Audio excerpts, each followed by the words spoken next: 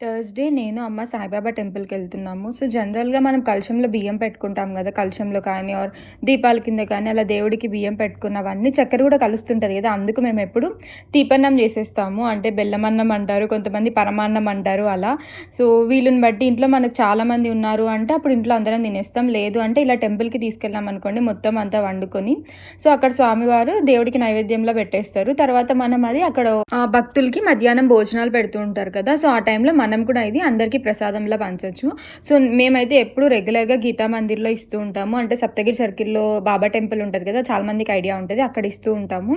So, 12:00కి హారతి ఇస్తారు. హారతి చూసుకొని ఇంకా మధ్యాహ్నం భోజనాలు పెడతారు కదా! అప్పుడే మనం వండిన ప్రసాదం కూడా పెట్టేయొచ్చు అందరికి. ఇది మనం చేసిన తీపన్నం. సో, అక్కడ తీపన్నం పెడుతూ ఇంకా టెంకాయ కొట్టేసినాం. జనరల్‌గా నేను చాలా తక్కువ పెడుతుంటాను. నాకు కొంచెం మొహమాటం. ఇంకా ఆ రోజు క్రౌడ్ కొంచెం తక్కువే ఉన్నారని చెప్పి నేను ఇంక పెట్టేశాను. ఈ మాటకి ఆ మాట ప్రసాదం మాత్రం చాలా బావుంది.